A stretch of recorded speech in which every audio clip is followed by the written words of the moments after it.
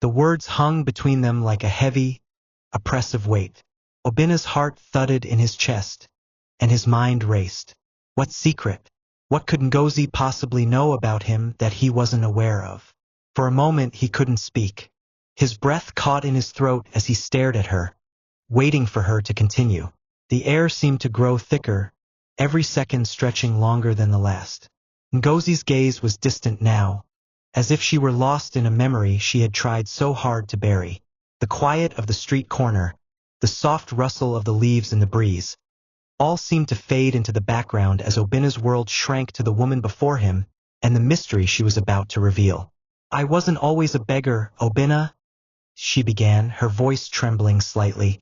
"There was a time when I had everything. I had a future. And you were my future."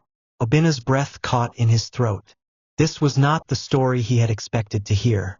He had always thought that Ngozi's life had been shattered the moment he walked away. But this was something else. "I was once engaged to someone else before you," she continued. Her eyes locked on his with an intensity that sent chills down his spine. "Someone who had wealth, connections, a future I could have had. But I chose you, Obina. He chose love. I chose what we had over everything else." Obina's mind reeled. He had always known that Ngozi had a past, but he had never imagined it was so complicated, so intertwined with a life he hadn't known. Who was he? Obina asked, his voice barely above a whisper. Ngozi hesitated for a moment, her eyes flickering with something like fear, but then she spoke the name that shook Obina to his core. His name was Chaik. The name landed like a bomb. Obina's face drained of color, and his stomach twisted in a knot. Chaik, the name echoed in his mind, stirring up memories he had long since buried. Chaik was someone Obina knew all too well. He had been a rival, a wealthy businessman who had often crossed paths with Obina during their rise to success. But he had never known the extent of Chaik's connection to Ngozi. He had never known that she had once been engaged to him, a man with as much power and money as Obina himself. Ngozi continued, her voice soft, almost fragile. "I didn't leave him because I didn't love him, Obina. I left him because I believed in us. I believed that we could build something together without money, without power. But I was wrong. You were wrong. We were both wrong." Obina's mind raced as he processed her words. She had chosen him over Chaik, the wealthy businessman who could have given her everything. But she had chosen a life of uncertainty, a life that had ended in pain and struggle. "And then," Ngozi's voice faltered, "and then I found out something about Chaik, something that changes everything." Obina felt a sharp pang of confusion mixed with dread. What could she possibly know about Chaik that would change everything? He wasn't who he appeared to be," she said, her voice trembling with the weight of the truth. "Chaik was involved in something much darker than business. Something that I didn't understand at the time. And when I tried to leave him, he threatened me. He promised that if I ever left him, he would destroy everything." Obina's heart pounded in his chest. "What are you saying, Ngozi? What did he do?" Ngozi's gaze turned cold, the walls she had built over the years now fully in place. "He's not the man you think he is, Obina. He wasn't just some businessman who lost in a bid for love. He's a part of a much larger scheme, powerful network. And you have been a part of that network too." Obina's blood ran cold. What do you mean? What network?" Ngozi leaned closer, her voice dropping to a whisper. "Chaik was involved in money laundering. But it wasn't just about money. It was about people, about lives, your life, Obina. The life you've worked so hard to build. He set you up. He made sure that you would rise to the top while he stayed in the shadows. And now that you've reached the pinnacle, he's coming for you." The world seemed to tilt as Obina absorbed the gravity of her words. Chaik had been manipulating him, using him to climb to greater heights while keeping his hands clean. And now, everything Obina had worked for was in jeopardy. "What do you want me to do, Ngozi?" Obina asked, his voice hoarse. "Tell me what I can do." Ngozi's expression softened for the briefest of moments, but the fear was still there, lurking behind her eyes. "You need to be careful, Obina. Chaik is not someone you can just walk away from. He has eyes everywhere. He has power in places you can't even imagine. And if you're not careful, he will destroy everything you've worked for. Obinna swallowed hard. This was bigger than anything he had imagined. Chike wasn't just a rival businessman. He was a shadow in Obinna's life, pulling strings behind the scenes, orchestrating the rise and fall of the powerful, all for his own gain. Suddenly, everything felt fragile. His wealth, his success, everything he had fought for seemed like it could unravel in an instant. Where is he now? Obinna asked urgently, his mind already calculating his next steps. Ngozi shook her head, her eyes filled with sadness. I don't know, but I know he's watching. And if you think you're safe, you're wrong. Obinna stood up, his thoughts a whirlwind. The air felt thick with the weight of her revelation, the knowledge that his life was about to change forever. As he turned to leave, Ngozi's voice stopped him. One last thing, she said, her eyes locked on his. You may not know this, but you have a child, Obinna. A son. The world seemed to stop. A son? Obinna turned back, his face pale. What are you talking about? He whispered. I'm talking about your son, Obinna, Ngozi said softly. The child you never knew existed. And he's in danger too. Obinna's mind was in chaos. His body felt frozen in place, unable to move, as if the weight of Ngozi's words had paralyzed him. A son. A child he had never known existed. His thoughts raced, jumping from one impossible idea to the next. How could this be? How could he have a son? And why hadn't he known about him all this time? Ngozi's face remained stoic, but Obinna could see the traces of pain in her eyes. He wanted to ask her everything, demand answers, but the words felt stuck in his throat. The revelation of his son had shaken him to his core. His thoughts turned to the implications. His life, his fortune, his relationships, all of it now seemed to hang in the balance. The danger wasn't just to his career anymore. It was personal, deeply personal. You need to find him, Obinna, Ngozi continued, her voice barely above a whisper. Before Chike does. Obinna's pulse quickened. Chike had a son of his own, and now his own flesh and blood was caught in the crossfire. How do I find him? Obinna finally managed to ask. His voice was raw, desperation creeping into his words. Ngozi's eyes softened, and she took a step toward him, her presence now a lifeline in the sea of confusion that had overtaken him. I don't know exactly where he is, but I know that Chike has been looking for him. You'll need to be careful. Chike has resources, and he will stop at nothing to find your son before you do. Obinna's heart clenched at the thought of his child. His son. Possibly in danger, hidden from him, a mere pawn in Chike's twisted game. I can't let him get to my son, Obinna murmured, his fists clenching with a mix of fury and fear. I have to do something. Ngozi nodded, her eyes filled with the weight of the situation. You're not alone in this. I'll help you, Obinna. I've made mistakes, but this is bigger than anything I've ever faced. I know what it's like to be trapped by someone like Chike. Obinna could sense the sincerity in her words, the regret that had settled deep in her eyes. But he wasn't sure if he could trust her completely, not after everything that had happened. He had to make his own decisions now. I'll do whatever it takes to protect my son, he said firmly, his jaw set in determination. A moment of silence passed between them, and then Ngozi spoke again, her voice laced with urgency. You need to move fast. Chike won't waste time. He'll have people watching, waiting for you to make a mistake. You can't trust anyone right now, not even your closest allies.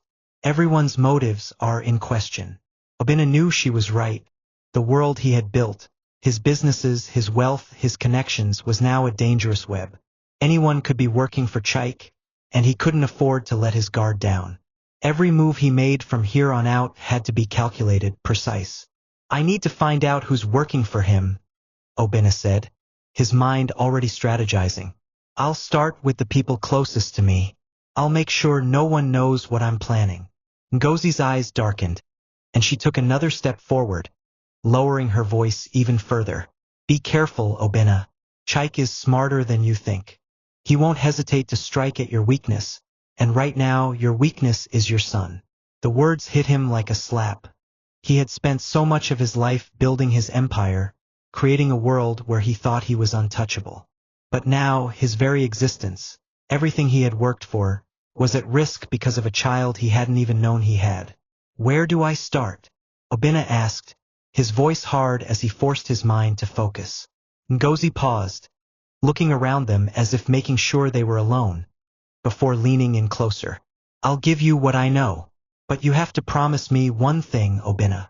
What's that? He asked, his eyes narrowing with suspicion. Promise me that no matter what happens, you won't let Chike destroy you. You have to protect yourself, protect your son. Don't let him turn you into another pawn in his game. Obinna felt the weight of her words settle over him. He had always thought he was the one in control, the one pulling the strings. But now it was clear. Chike had always been one step ahead. Obinna was playing catch-up, and it was a race he couldn't afford to lose. I promise, he said, his voice firm, though his heart was filled with uncertainty. He wasn't sure he could keep that promise, but it was the only thing he could offer her. As he turned to leave, ready to dive into the dangerous unknown, Ngozi called out to him one last time. Obinna, she said, her voice trembling with something he couldn't quite place. Be careful who you trust. Not everyone is who they seem. Chike has allies, and they may be closer than you think. Obinna paused for a moment, turning back to face her. Her warning echoed in his ears, and as he looked into her eyes, he realized how much was at stake. His son, his life, his future. Thank you, Ngozi, he said quietly, and then, without another word, he turned and disappeared into the night. As Obinna left, a sense of dread filled the air. He didn't know who to trust, didn't know where to turn, but one thing was certain. Chike's game had just begun, and in this game, the stakes were higher than Obinna could have ever imagined. His son's life was on the line, and Obinna had no choice but to face the danger head-on. The path ahead would be filled with secrets, lies, and betrayal, and Obinna would have to navigate it all to protect the one thing that mattered more than his wealth or his power: his family. Obinna spent the next few days in a whirlwind of preparation. The weight of his newfound knowledge about his son and Chike's manipulation of his life hung over him like a dark cloud. Each moment he spent thinking about it made his resolve stronger. He needed to find his son, and he needed to do it fast. But who could he trust? His thoughts kept circling back to Ngozi's warning. Chike's allies are closer than you think. The words gnawed at him, their meaning elusive but haunting. Obinna couldn't help but feel like everyone around him, even his closest allies, was a potential threat. He sat in his penthouse, staring at the city lights stretching beneath him. His empire was vast, but he had never felt more vulnerable.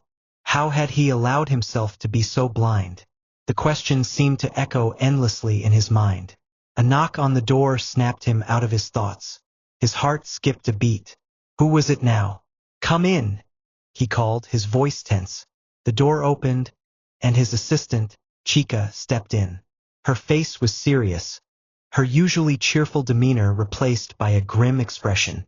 Obinna, there's something you need to see, she said, holding out a file. He took the file without hesitation. Inside he found pictures, photos of his son. It was the first clear glimpse he had ever gotten of the child he never knew existed. The boy was playing in a park, oblivious to the fact that his world was about to change forever. But what struck Obinna the most was the figure standing next to him in the photos. A man, a tall, broad-shouldered figure whose face was partially obscured. The man seemed to be watching the boy, his attention focused entirely on him. Who is this man? Obinna asked, a growing sense of unease filling him. I don't know, Chika replied, her voice barely a whisper. But he's been following your son for the past few days. We've tracked his movements. He's connected to Chike, Obinna. Obinna's heart raced. This was bad, this was much worse than he had imagined. The man in the photos was too close to his son.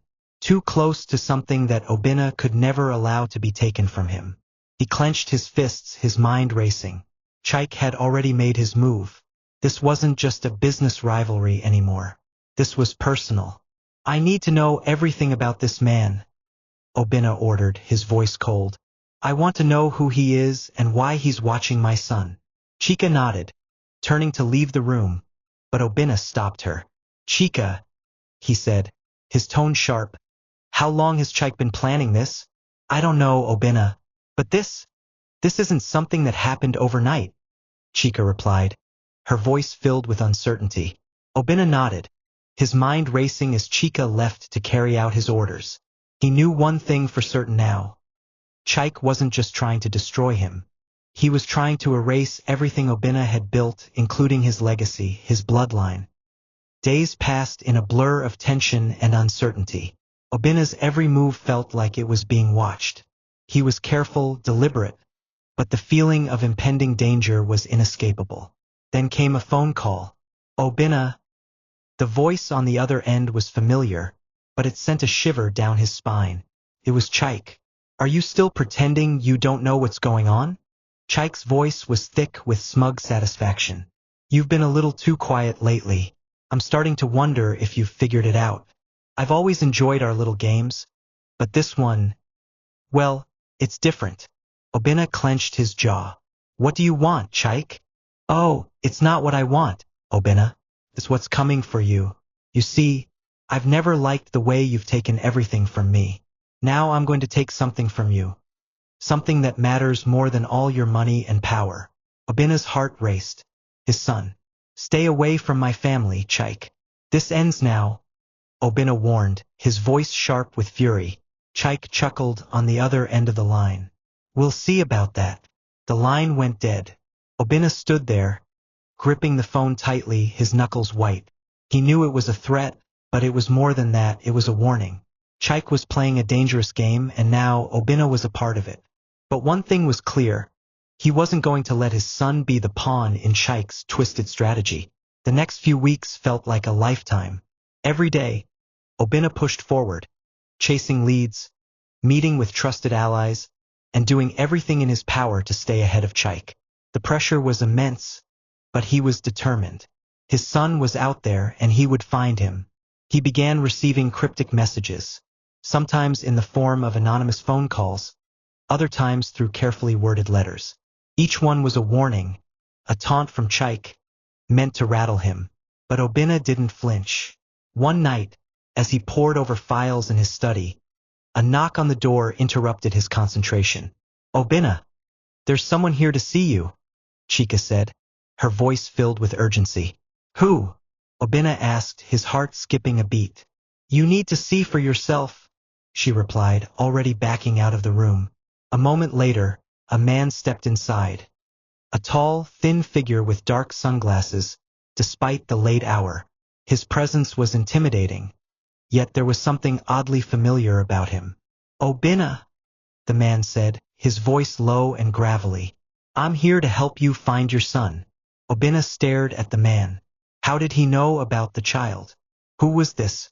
I don't trust you, Obina said, his hand inching toward the drawer where he kept a gun for emergencies. The man didn't flinch. You don't have to trust me, Obina, but I know how to find your son, and I can help you do it, if you're ready to pay the price. Obina's mind raced. What's the price? He asked, unable to hide the suspicion in his voice. The man smiled darkly. Everything. You've been playing with fire, and now it's time to get burned. Obina could no longer afford to play by the rules. His son's safety and his own survival demanded that he act. The man in his study had given him the final clue, the last piece of the puzzle that would lead him to his son. But the danger was real. Chike wasn't just playing games anymore. He was closing in, and Obina had no choice but to fight back. Days of planning followed, filled with covert operations and careful maneuvering. Obina's trusted allies became even more valuable, their loyalty tested with every new twist in the web of deceit Chike had spun. Finally, after weeks of searching, Obina found himself standing in front of a dilapidated building on the outskirts of Lagos. His heart pounded in his chest. This was it.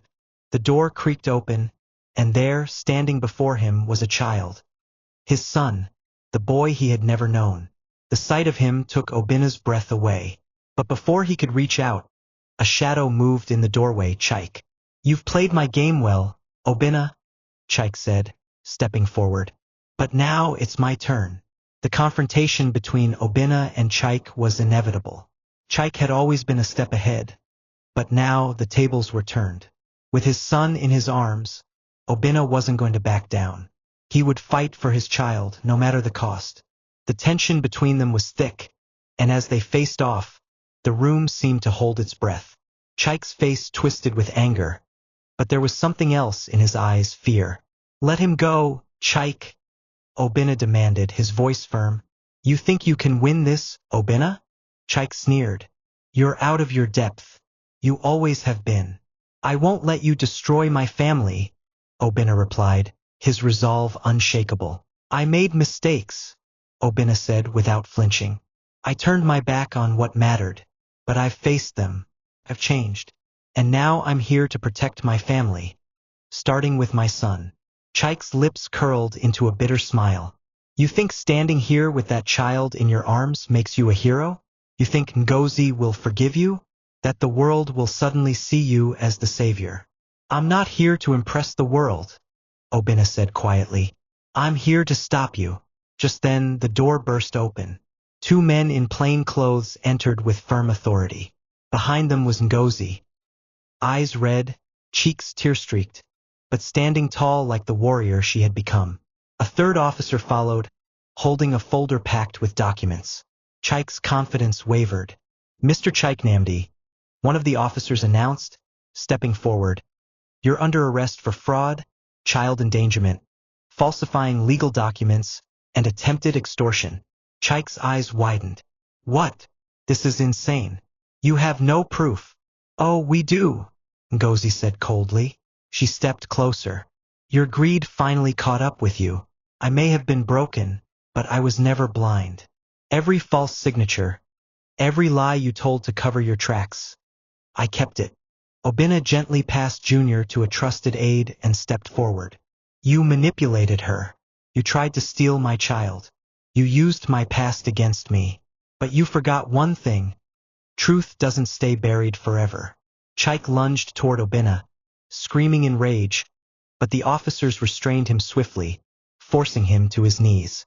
As they handcuffed him, he spat bitter words into the air. "This isn't over." But Ngozi stared down at him with quiet strength. "For you, it is." A few weeks later, the courtroom was silent as the judge read the verdict. Guilty on all counts. Chike's empire crumbled overnight. His name became synonymous with disgrace.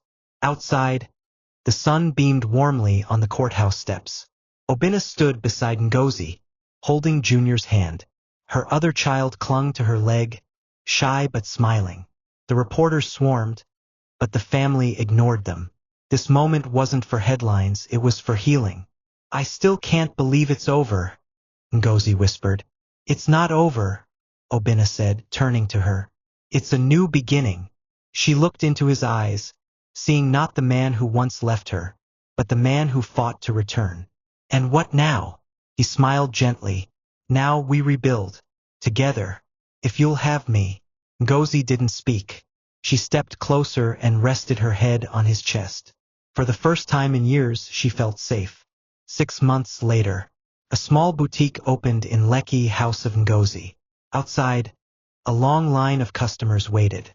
Inside, Ngozi adjusted a mannequin, her children playing in a corner. She looked up to see Obinna arriving with lunch and a smile. They didn't have a perfect story, but they had each other. Sometimes, life gives us a second chance, not to rewrite the past, but to shape the future. And this time, they were going to get it right. What would you do if your past came knocking, not for revenge, but for redemption? If this story moved you, if Ngozi's strength, Obinna's transformation, and their fight for love touched your heart, don't just scroll away. Like, share, and comment your thoughts below. Someone out there needs this story today. And remember, sometimes the ones we leave behind are the ones sent to save us. Subscribe for more powerful African stories that inspire, heal, and awaken the soul. Your support keeps the truth alive.